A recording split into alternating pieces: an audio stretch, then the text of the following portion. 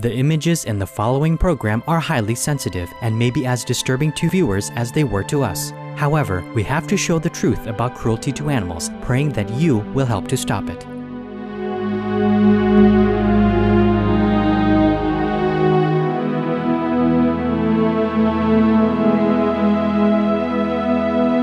This is Supreme Master Television's Stop Animal Cruelty series.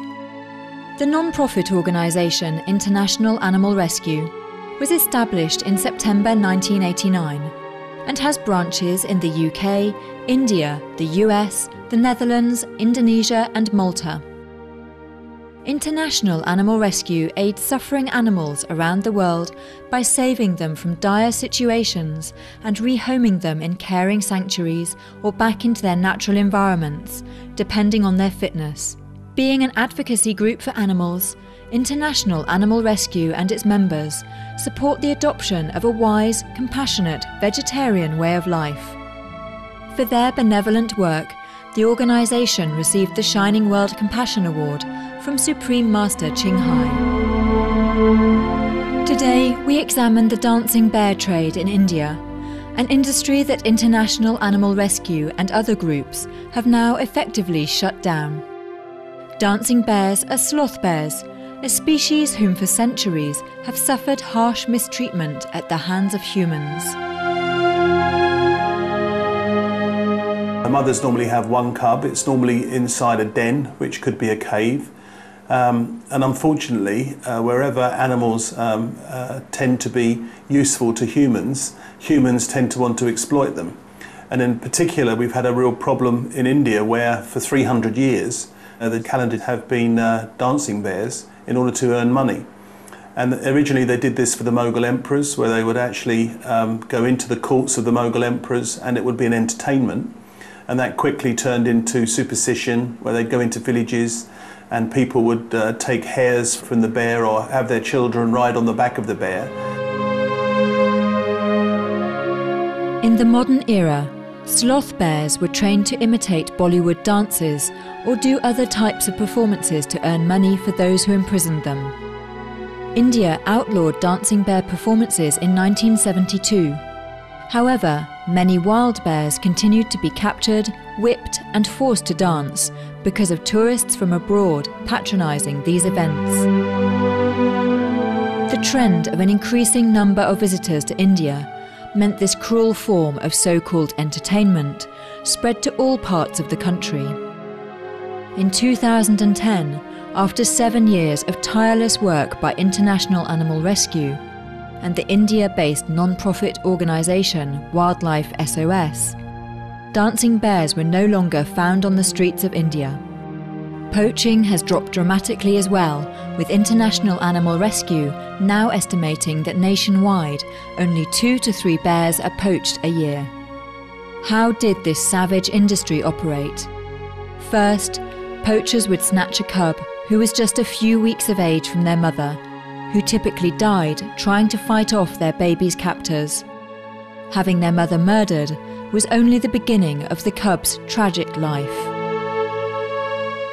The extremely frightened baby was typically sold to the calendar people, but before reaching the buyers' villages, most cubs would die of dehydration, hunger or injury.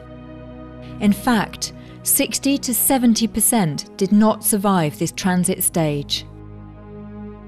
The way dancing bears began their so-called training was horrendous. Their captors would shut the helpless youngsters in dark, upside-down baskets without food, water or contact to make the cubs submissive to their orders. In order to control the bear, they had to do certain things to try and subdue them. And unfortunately that involved knocking their teeth out, which they do with an iron bar, and they're knocked out at the gum level, so the roots are still inside the mouth, so that means that you have 4 canine teeth roots causing terrible pain. They also put a red hot poker through the muzzle, so that's at the top of the nose, right on the bridge here, and then they put a rope through that hole, and that actually comes down and out through the mouth and up over the top of the head. And we're in a situation there where by pulling that rope it hurts them. So we have a situation where everything that those people want the animal to do, they do through inflicting pain on the animal. The process of teaching the bear to dance was utterly inhumane. Torturous practices used by captors included making the cubs stand on scorching hot coals to force them to stand upright. The trainers also beat the cubs' feet so that the bears would lift them to avoid the pain.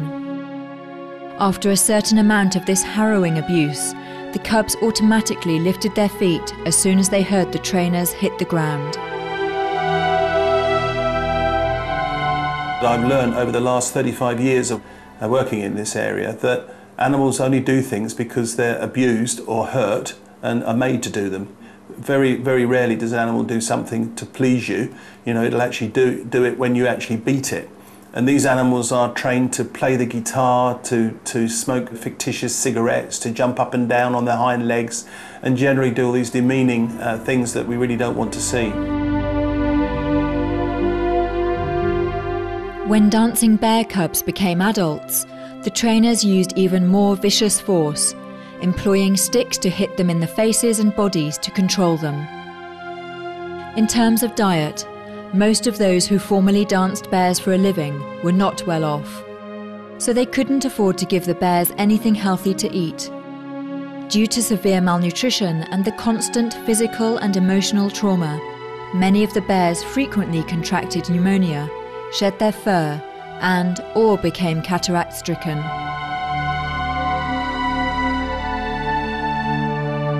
And in order to subdue them when they're actually out dancing on the streets, they're fed really cheap alcohol. So again, the health is reduced because the liver becomes compromised, because obviously the liver function with a lot of alcohol is reduced. So all in all, these animals are in pretty dire condition. Add to that the lack of proper food and the fact that they live on scraps. Generally, these bears have a really sad life.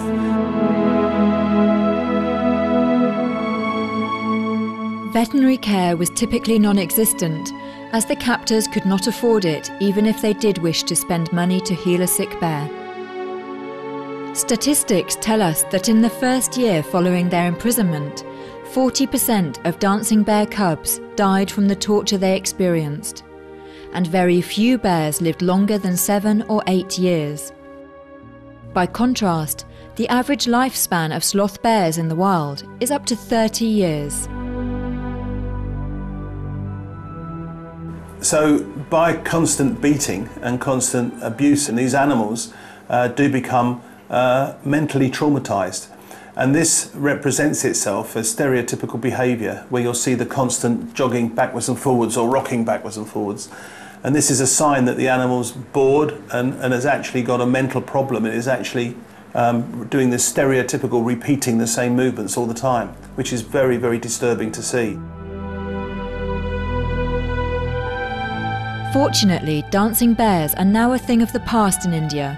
However, that does not mean the bears are out of danger. The circle's been broken, so the poaching is now stopped as well.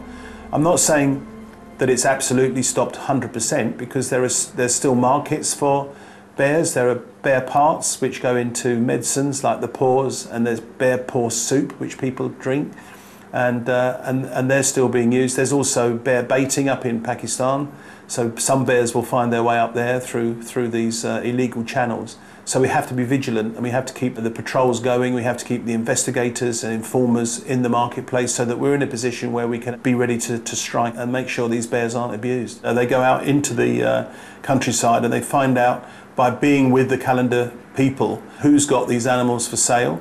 And we very often set up a sting where we will actually pose as traders and that we want to buy these animals. And when they come to actually sell them to us, we'll arrive with the police and we'll seize the animals and arrest the people. So we don't actually do any trade with them whatsoever. They're arrested. Some of them have gone to prison for 7 years under the Animal Welfare Act.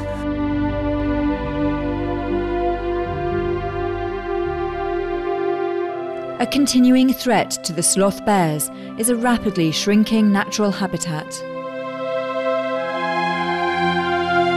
The land is actually reducing where they can actually live. When you have 1.2 billion people in the country, you're in a situation where you're really finding it hard to find places to live. So the wild areas are becoming reduced, and the encroachment of humans onto the bear's territory is always increasing. So it's a real problem to try and find areas that can be protected, and that's an area that we're pushing now. Over the years, International Animal Rescue has saved 600 dancing bears from the streets of India.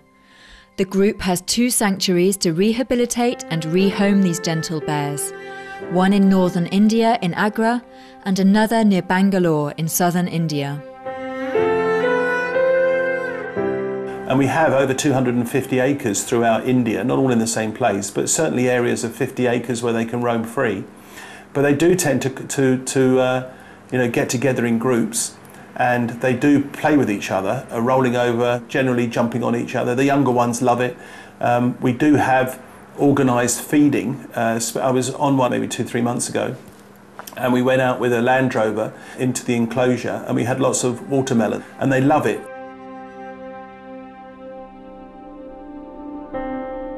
Here are some closing thoughts from Mr. Knight about dancing bears. Finishing the dancing bear trade was obviously something that we were passionate about, and I'm delighted to have done that within 7 years of starting the project. But of course that's the first phase, and the most important phase, I think, because we've stopped the suffering of the animals on the streets. We've now got probably 20 to 30 years of looking after these wonderful bears. We are deeply grateful, Mr. Alan Knight and International Animal Rescue, as well as Wildlife SOS, for ending the dancing bear industry in India and safeguarding other beautiful animals on Earth. May your magnificent missions of animal protection always be blessed by heaven. For more details on International Animal Rescue, please visit www.internationalanimalrescue.org. To learn more about Wildlife SOS, please visit www.wildlifesos.org. Thank you for your company on today's programme. Coming up next is enlightening entertainment after noteworthy news. May all animals forever enjoy peaceful and happy lives. For more details, please visit www.suprememastertv.com/stop-animal-cruelty.